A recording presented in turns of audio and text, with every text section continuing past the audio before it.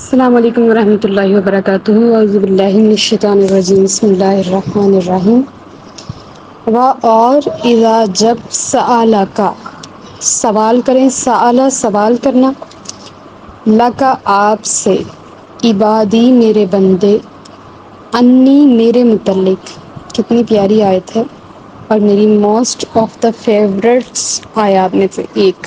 کہ عبادی جو ہے یہ ٹائٹل اتنا پیارا ہے کہ اللہ تعالی ہمیں اپنے بندوں میں شامل فرما رہا ہے اور ہمیں عبادی کہہ کے مخاطب فرما رہا ہے انی میرے متعلق فانی تو بے شک میں قریب بالکل قریب ہوں اجیب قبول کرتا ہوں دعوت الدائی دعوی پکارنے والے کی دعا کو قبول کرتا ہوں اذا دعانی جب وہ مجھ سے مانگے فلیستجیبوا لی پس انہیں چاہیے کہ میرا حکم مانے یستجیب کا لفظی مطلب قبول کرنا یعنی کہ حکم قبول کرنا میرے حکم کو قبول کریں لی میرا ولیؤمنوا بی اور مجھ پر ایمان لائیں لعلہم یرشدون تاکہ وہ ہدایت پائیں جب اسلام قرآن اور رب کا تصور لوگوں کے دلوں میں راسخ ہو گیا تو کچھ صحابہ نے عرض کیا یا رسول اللہ اللہ تعالی کہاں ہے ہم اسے کیسے پکاریں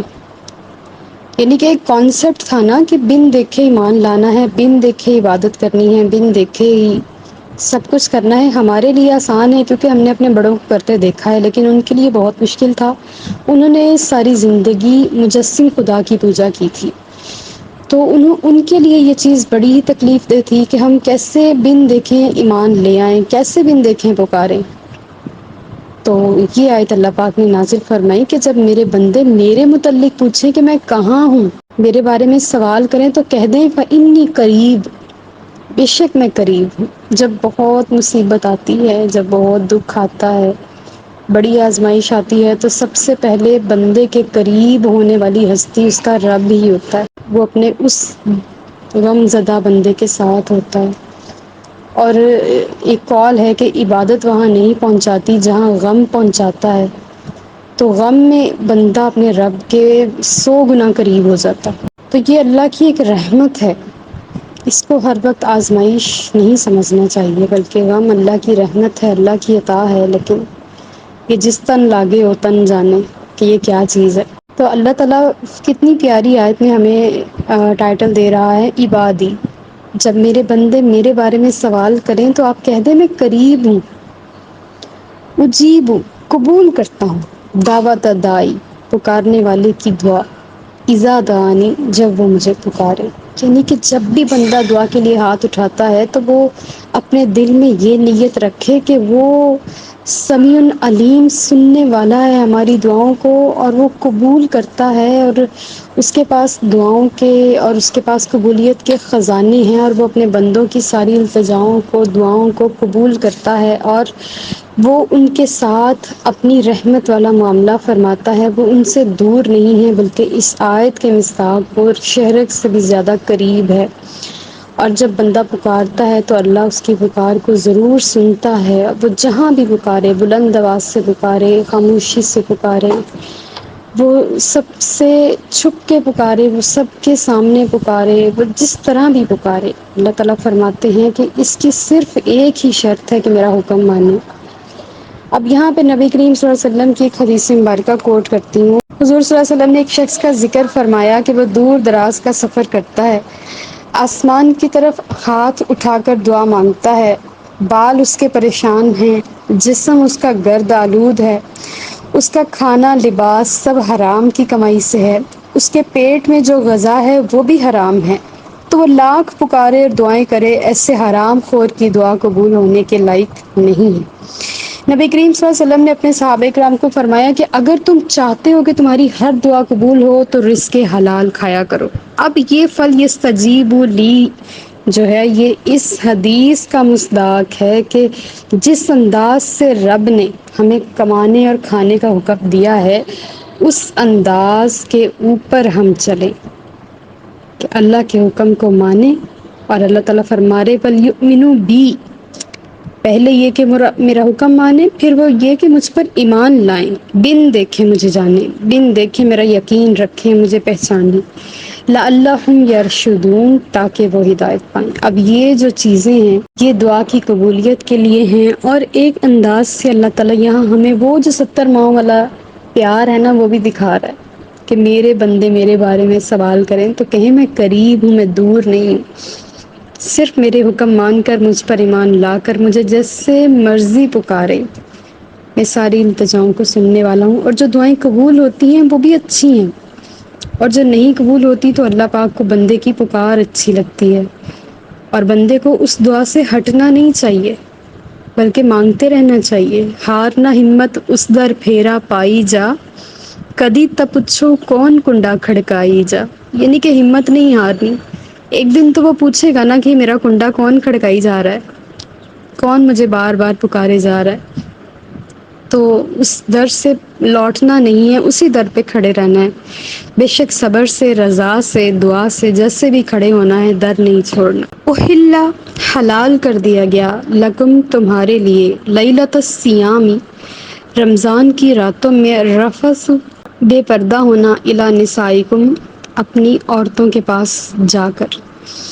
ہننا وہ، لباس لکم تمہارا لباس ہے، وانتم اور تم، لباس لہن ان کا لباس ہو۔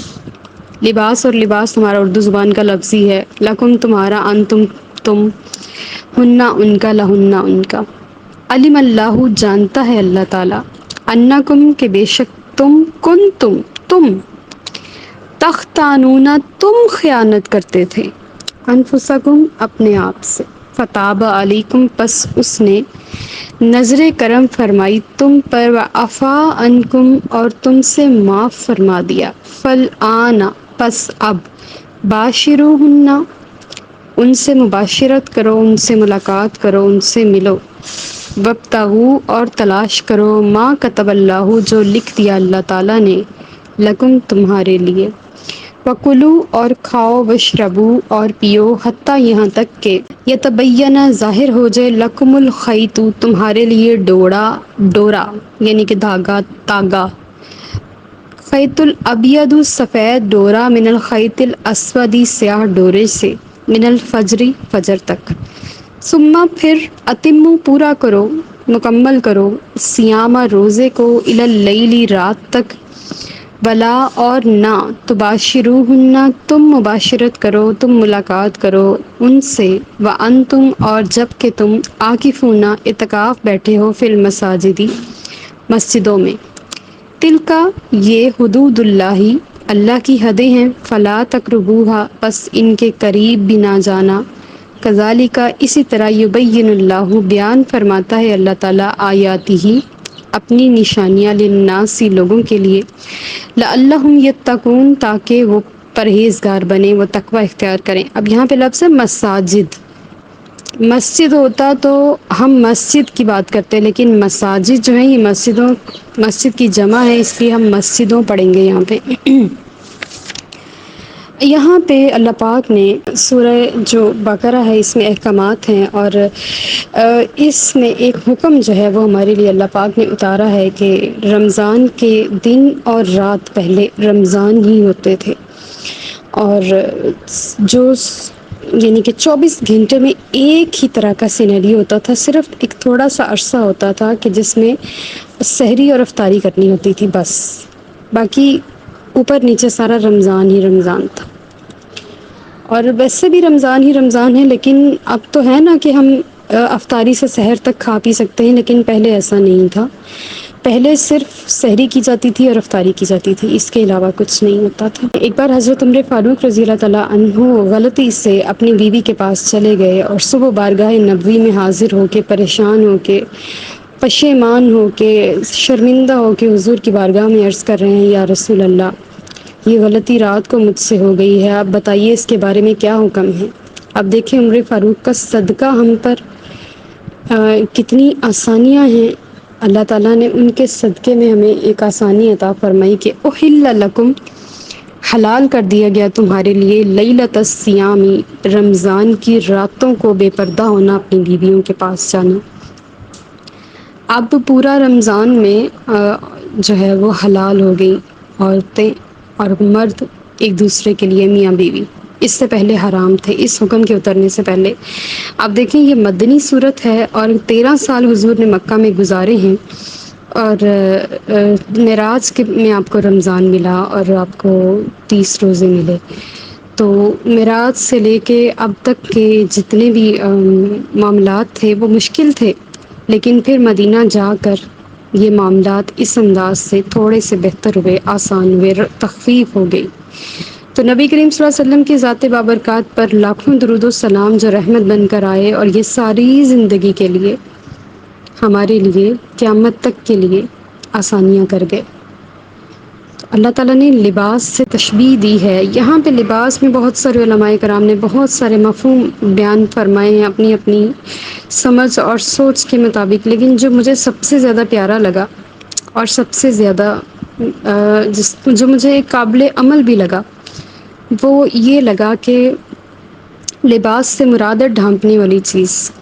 کور کر دینے والی چیز، چھپا لینے والی چیز۔ اب دیکھیں کہ ہمارا جو باڈی ٹیکسچر ہے،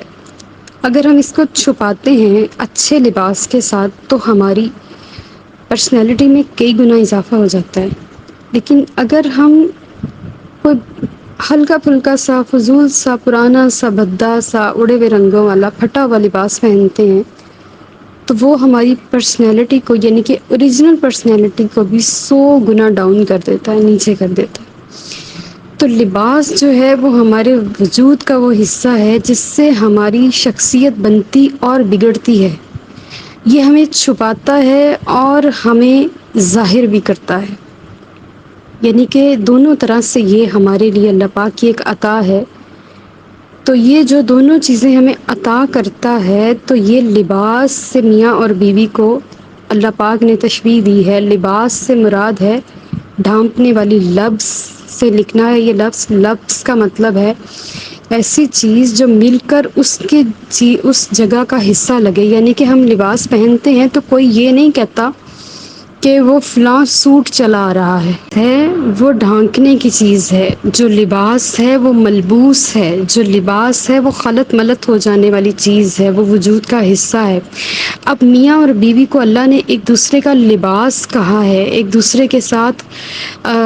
جڑ جانے والا، ایک دوسرے کا حصہ لگنے والا۔ آپ نے بھی نوٹ کیا ہوگا کہ جب شادی کو بہت سال ہو جاتے ہیں تو میاں بیوی بہن بھائی لگنے لگ جاتے ہیں۔ ریزن یہ ہوتی ہے کہ ایک دوسرے کے ساتھ اتنا زیادہ ملے ہوئے ہوتے ہیں، یعنی کہ ہر جگہ ساتھ ساتھ پائے جاتے ہیں، ہر جگہ اکٹھے بیٹھنے اٹھ رہے ہوتے ہیں، ہر جگہ پہ وہ ایک وجود بن چکے ہوتے ہیں دونوں، تو وہ لبس لگنے لگ جاتے ہیں، ایک دوسرے میں گٹ مٹ لگنے لگ جاتے ہیں۔ اگر کوئی شوہر ہو تو اس سے اس کی بیوی کا پوچھا جاتا ہے کہ وہ کیوں نہیں ہے، بیوی ہو تو اس سے اس کے شوہر کا پوچھا جاتا ہے کہ وہ کیوں نہیں ہے، کہاں گئے ہیں۔ یعنی کہ یہ لباس بن چکے ہوتے ہیں، ایک دوسرے کے وجود کا حصہ بن چکے ہوتے ہیں۔ دوسری بات جو علماء کرام نے بیان کی وہ یہ ہے کہ لباس کا مقصد ہے ہمارے جسم کو ڈھانپنا، تو بیوی کا مقصد ہے کہ وہ اپنے شوہر کے عیب ڈھانپے، اور شوہر بھی لباس ہے اپنی بیوی کا، تو اس کا بھی مقصد یہ ہے کہ وہ اپنی بیوی کے عیب کو ڈھانپے اور وہ لوگوں کے سامنے ایک دوسرے کو رسوا ہونے سے بچائے۔ یعنی کہ بحت الامکان یہ کوشش کرنی چاہیے کہ جس طرح کا بھی شوہر ہو، جیسا بھی ہو، اس کے عیب دنیا والوں سے چھپائے جائیں، بلکہ اس کی خوبیاں بیان کی جائیں۔ اور جس طرح کی بھی بیوی ہو، شوہر کو چاہیے کہ وہ اس کے عیب دنیا والوں سے چھپائے ہر حال میں، چاہے وہ اس کے اپنے گھر والے ہی کیوں نہ ہوں، وہ اپنے بیوی کے عیب اپنے گھر والوں کے سامنے بھی چھپائے۔ یہ ہے لباس، کہ تیرا لباس ہوں میں، میرا لباس ہے تو، وہ یہی پیغام ہے۔ اس طرح کا ایک سیریل بھی ٹی وی پہ چلا تھا اور مجھے پہلی بار کوئی پاکستانی سیریل پسند آیا تھا جس میں میاں اور بیوی ایک دوسرے کو لباس بن کے دکھایا انہوں نے کہ وہ کیسے ایک دوسرے کو کور کرتے ہیں اور کیسے وہ ایک دوسرے کو نبھاتے ہیں، اور وہ اس جو رشتے کو اللہ پاک نے آسمانوں پہ جوڑا ہے اسے زمین پہ جوڑے رکھنے کی کوشش کرتے ہیں۔ ظاہر ہے اللہ نے جو سوچا ہوتا ہے وہ ہمارے حق میں بہتر ہی ہوتا ہے، اور اس میں حکمت ہوتی ہے۔ تو اس حکمت کو ہمیں مد نظر رکھتے ہوئے اس آسمانی رشتے کو زمین پر جوڑے رکھنا چاہیے۔ فرماتے ہیں کہ میں جانتا ہوں کہ تم آپس میں خیانت کرتے تھے، یعنی کہ پہلے رمضان کی راتوں میں مل لیتے تھے، بتاتے نہیں تھے، لیکن اب عمر فاروق رضی اللہ تعالیٰ عنہ نے خیانت نہیں کی بلکہ مل کے بتایا کہ یا رسول اللہ یہ غلطی ہو گئی ہے،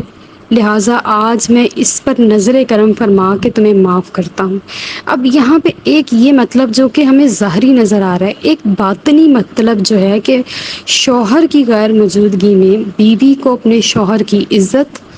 اپنے شوہر کے مال، اپنے شوہر کی گھر کی حفاظت کرنی ہوگی، اس میں اس کو خیانت نہیں برتنی، ہر حال میں اس نے سپاہی بن جانا ہے اپنے شوہر کے لیے۔ Same the case with the husband, کہ جب بیوی غائب ہو تو شوہر کو بیوی کی عزت، اس کی مال اور اس کے گھر کی حفاظت کرنی ہے۔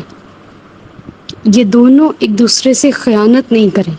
یعنی کہ اٹھا کے چیزیں کسی اپنوں کو نہ پکڑا جائیں، بعد میں بیوی سے کہیں کہ گم ہو گئی،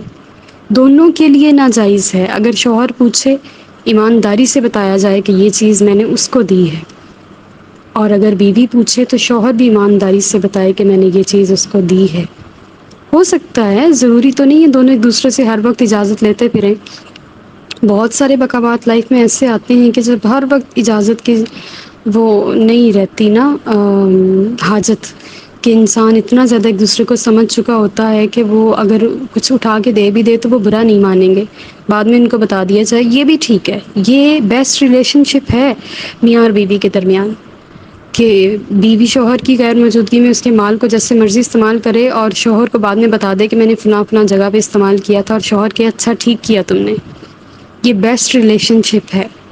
لیکن بیوی کو اتنی سمجھ تو آ ہی جاتی ہے نا کہ میرے شوہر کو کیا چیز بری لگ سکتی ہے، تو وہ اس چیز کو کبھی بھی خرچ نہ کرے اپنے شوہر کی پرمیشن کے بغیر، اس سے پہلے پوچھ لیا جائے، پھر بتایا جائے کہ جس نے مانگا ہے اس کو دینا ہے کہ نہیں دینا۔ یہ معیار اللہ پاک نے قرآن پاک میں ہمارے لیے، ہماری آسانیوں کے لیے بیان فرمائے ہیں، اور اس میں ہمارا بھلا ہے، اس میں ہمارے لیے کوئی نقصان نہیں ہو سکتا، دونوں جہانوں میں ہمارا بھلا ہے۔ ایک تو قرآن پاک کو سمجھنے کا بھلا ہے، ایک تو قرآن پاک پہ عمل کرنے کا بھلا ہو جائے گا، اللہ تعالیٰ کی کتاب کی عزت افزائی ہو جائے گی، اللہ تعالیٰ کی کتاب کو ہم طاق میں سجا کے نہیں رکھیں گے بلکہ اپنے دل میں اتاریں گے، دل کے طاق میں اتاریں گے، اس کا بھلا ہوگا۔ دوسرا جو ہے وہ میاں اور بیوی کا آپس میں ریلیشن شپ مضبوط ہوگا اس پر عمل کرنے سے، تو اس انداز سے بھی بھلا ہو جائے گا۔ تو اللہ تعالیٰ فرما رہے عفا عنکم، میں نے تم سے معاف کر دیا، فل آنا، بس اب آؤ، ان سے ملو رمضان کی راتوں میں، اور طلب کرو جو اللہ نے لکھا ہے، یعنی کہ اولاد حاصل کرو۔ اور یہی طریقہ ہے دنیا میں اولاد حاصل کرنے کا، اور تو کسی طریقے سے اولاد حاصل نہیں ہو سکتی، جو اللہ نے لکھ رکھا ہے اپنے ہاں اس کو اس انداز سے حاصل کر لو، اور کھاؤ پیو یہاں تک کہ سفید ڈورا سیاہ ڈورے سے واضح ہو جائے۔ اب کیا ہوا، یہاں پہ ایک الگ ٹاپک سٹارٹ ہو رہا ہے، اور کھاؤ پیو یہاں تک کہ سفید ڈورا سیاہ ڈورے سے ظاہر ہو جائے۔ ایک بار ایک صحابی رسول صلی اللہ علیہ وآلہ وسلم افطاری کے وقت سو گئے، اور یہاں تک کہ افطار کرنے کا جو متوسط وقت ہوتا تھا نا اس دور میں، وہ گزر گیا، اور کسی نے آپ کو جگایا بھی نہیں، گھر والوں نے بھی نہیں جگایا، کسی کو پتہ نہیں چلا کہ آپ گھر میں ہیں یا نہیں، لیکن آپ سو رہے تھے۔ اب جب آپ اٹھ گئے تو دیکھا کہ عشاء ہونے والی ہے، یعنی کہ مغرب کا ٹائم بہت ہی تھوڑا تھا، اور آپ نے اٹھ کے جلدی سے مغرب کی نماز ادا کی، اور گھر والوں سے کہا کہ مجھے جگایا کیوں نہیں، میں سو رہا تھا۔ تو انہوں نے کہا کہ ہم سمجھے کہ آپ گھر پہ نہیں ہیں، ورنہ ہم ضرور آپ کو اٹھا دیتے۔ اب چونکہ اگلا روزہ سٹارٹ ہو گیا تھا، رمضان کی راتوں میں کھانا پینا کہاں جائز تھا، تو سحری کے وقت تک ان صحابی کی حالت اس قدر بگڑ گئی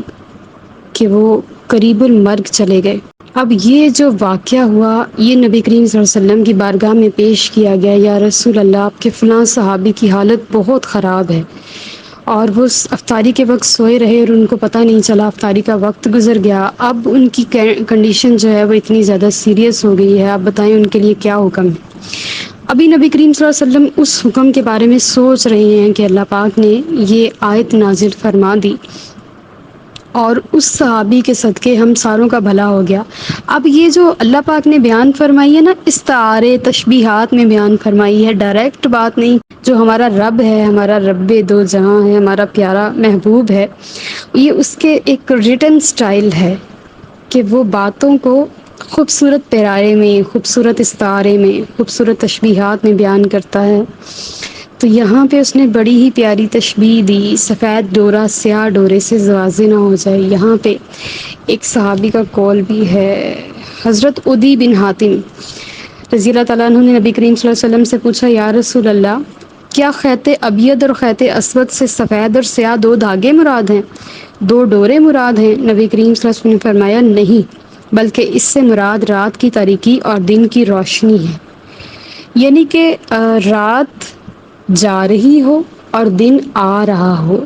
یعنی کہ سحر کا وقت جو ہے وہ ختم ہو جائے، رات کی تاریکی ختم ہو جائے، پو پھٹ جائے، اس سے پہلے پہلے آپ جتنا کھا سکتے ہو کھا لو۔ یعنی کہ رات کی تاریکی شروع ہونے سے پہلے، سورج کے ڈوبنے کے بعد، آپ کو پتہ ہے افطاری کا وقت سورج ڈوبتے ہی نہیں ہو جاتا، جیسے پہلی اذانیں شروع ہو جاتی، یہاں سورج ڈوبا نہیں، لائن سے نیچے گیا نہیں، اور وہاں پہ وہ اذانیں دینا شروع کر دیتے ہیں۔ جب تک کہ سورج کی لالی نہیں چھپ جاتی اور جب تک کہ سورج کو ڈوبے 3 منٹ نہیں ہو جاتے، اس وقت تک اذان نہیں دی جا سکتی افطاری کے لیے، یا نکارہ نہیں بجایا جا سکتا، بلکہ اس کا ایک وقت جو مقرر ہے وہ مقرر وقت ہے۔ نبی کریم صلی اللہ علیہ وسلم نے افطاری میں جلدی کا حکم دیا، اس کا یہ مطلب نہیں ہے کہ افطاری کے وقت سے بھی پہلے افطاری کر لو۔ جلدی کا حکم یہ ہے کہ رات نہیں ڈال دو، یعنی کہ سیاہی نہ پھیل جائے آسمان پر، بس اتنا سا حکم دیا ہے۔ تو وہ ہم لوگ یہ سمجھتے ہیں کہ بس سورج ڈوبا نہیں اور روزہ کھولا نہیں۔ سورج ڈوبتے کے ساتھ وہ زوال کا وقت ہوتا ہے، اس وقت روزہ کھولنا ویسے ہی جائز نہیں ہے۔ تو اس کا ابتدائیہ اور اختتامیہ جو ہے وہ یوں ہے کہ جب سیاہ ڈورا یعنی کہ آسمان کی جو لالی ہے وہ چھپ جائے، شفق کی وہ لالی جو امام حسین کے خون کا رنگ ہے، جو تا قیامت ایسے ہی رہے گا فجر اور مغرب کے وقت، وہ خون کا رنگ جو ہے وہ کم ہو جائے اور تھوڑی سی رات جو ہے سیاہ ڈورا واضح ہو جائے، وہ وقت ہے افطاری کا۔ اس کے لیے اب تو علماء نے کیلنڈر جاری کر دیے ہیں، تو اس چیز کا ہمیں خیال رکھنا ہے کہ سیاہ ڈورا اور سفید ڈورے کا خیال رکھتے ہوئے ہم نے سحری اور افطاری کرنی ہے۔ تو اس صحابی کے صدقے میں ہمیں رات کو کھانے پینے کی اجازت ملی، مباشرت کی اجازت ملی، یعنی کہ 2 صحابہ کے صدقے میں، حضرت عمر فاروق اور وہ جو دوسرے صحابی سو رہے تھے، اب میرے ذہن میں ان کا نام جب بھی آئے گا میں بتا دوں گی، ان کی وجہ سے ہمارے لیے رمضان کی راتیں جو ہیں وہ حلال ہوئیں۔ پھر اللہ تعالیٰ فرما رہے ثم اتموا الصیام الی اللیل، پھر رات تک روزہ پورا کرو، یعنی کہ فجر کو رکھ لو، سحری کے ٹائم کا رکھ لو، اور رات جب ہو جائے یہ والا ڈورا سیاہ جو ہے یہ واضح ہو جائے تو اس کو یعنی کہ ہم نے ایک روزہ قرار دے دیا۔ اور مباشرت نہ کرو جب وہ مسجدوں میں اعتکاف میں ہو، یعنی کہ اب مرد مسجد میں ہے تو بے شک رمضان کی ہی رات ہے، لیکن وہ مسجد میں ہے اور اعتکاف کی حالت میں ہے تو اس کے اوپر یہ حلال کام بھی حرام ہے کہ وہ اپنی بیوی سے نہیں مل سکتا۔ ہاں فون پہ گفتگو کر کے، ضروری گفتگو کر کے بتایا جا سکتا ہے کہ مجھے فلاں چیز چاہیے، فون پر بھی، یعنی کہ کوئی رومانٹک گفتگو نہیں کی جا سکتی۔ اعتکاف کی حالت میں دنیاوی گفتگو نہیں کی جا سکتی، کاروباری گفتگو نہیں کی جا سکتی، اور جتنی بھی غیر ضروری باتیں ہیں فون پر نہیں کی جا سکتی۔ گھر والوں کے حال احوال پوچھے جا سکتے ہیں، طبیعتیں پوچھی جا سکتی ہیں، اور کھانے پینے کا ارینج ہو رہا ہے یہ پوچھا جا سکتا ہے، ظاہر ہے مرد کو یہی فکر ہوتی ہے، اور بس باقی اس سے آگے بات نہیں کی جا سکتی اعتکاف کی حالت میں۔ یہ تلک حدود اللہ ہے، یہ دائرہ ہے شریعت کا جس کے اندر ہم نے رہنا ہے۔ اس دائرے کو کراس کریں گے تو ہمارا خسارہ ہے۔ تو اللہ تعالیٰ فرما رہے اس دائرے کے اندر رہنا ہے، اللہ کی حدوں کے اندر رہنا ہے، فلا تقربوہا، اس کی جو حد ہے نا اس کے حد کے قریب بھی نہیں جانا، قریب حد سے بھی پیچھے رہنا ہے تھوڑا سا، اسی طرح اللہ تعالیٰ بیان فرماتا ہے اپنی نشانیاں لوگوں کے لیے تاکہ وہ تقوی اختیار کریں. یہ تقوی کا مفہوم ہے. یہ جو سارے احکامات اس آیت میں اللہ پاک نے بیان فرمائے ہیں یہ مفاہیم تقوی ہیں. ان پر چل کر بندہ تقوی پر فائز ہو سکتا ہے، متقی بن سکتا ہے. فما علینا الا البلاغ